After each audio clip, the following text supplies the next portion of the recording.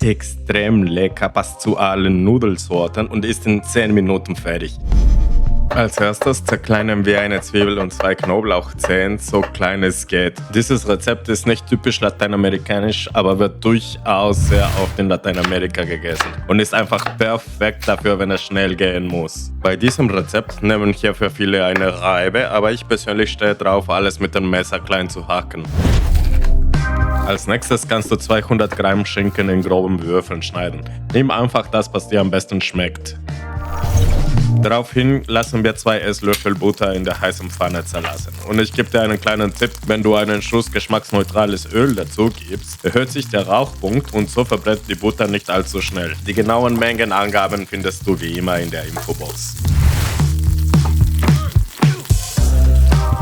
Nun kannst du die Zwiebel und Knoblauch bei mittlerer Hitze gleich anschwitzen. Und wenn es soweit ist, kommt der Schinken dazu. Der Schinken braucht man nicht lange anzubraten. Was ich sehr gerne mache, ist nach 3-4 Minuten alles mit trockener Weißwein abzulöschen. Man muss nicht unbedingt Wein dazugeben, aber ich persönlich finde, dass diese saure Note die Käse-Sahne-Sauce perfekt abrundet. Man muss nur eine etwas fettigere Sahne nutzen, damit sie wegen der Säure nicht ausflockt. Derweil koche ich die Nudeln. Was Salz angeht, richte ich mich fast immer nach der 1-10-100-Regel. Ungefähr 1 bis 2 Minuten bevor die Nudeln al dente sind, kannst du das Wasser durch ein Sieb in eine Schüssel abgießen. Aber hebe es für später auf, bei Nudelsoßen kann man es immer gebrauchen. Nun machen wir mit der Schinken-Sahne-Soße weiter. Ich gebe 400 ml Sahne in die Pfanne dazu und hinzu kommen auch 120 Gramm Doppelrahm Frischkäse. Ich koche hier mit Mascarpone, aber es gibt auch andere Alternativen. Ach, ich weiß es nicht. Ich glaube, es fehlt noch ein bisschen Käse. Nachdem sich der Frischkäse integriert hat, kommen noch 120 Gramm Mozzarella sowie 60 Gramm geriebener Parmesan dazu. Oh ja, jetzt sieht es viel besser aus.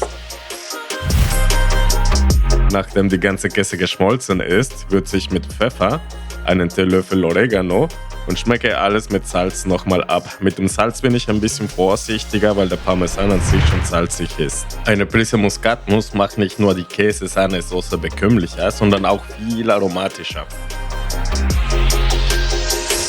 Ich lasse alles vor sich hinköcheln und gebe eine Handvoll frische Petersilie dazu. Ich lasse nicht so viel Zeit vergehen und gebe meine Nudeln in die Soße. Ich habe Tagliatelle gekocht, aber diese cremige Sahnesoße schmeckt einfach mega mit allen Pastasorten.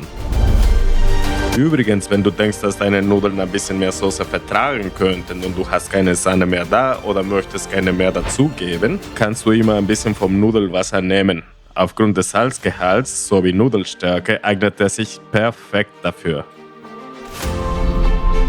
Was ich an dieses Rezept liebe, ist nicht nur, wie geil das schmeckt, sondern wie schnell das geht.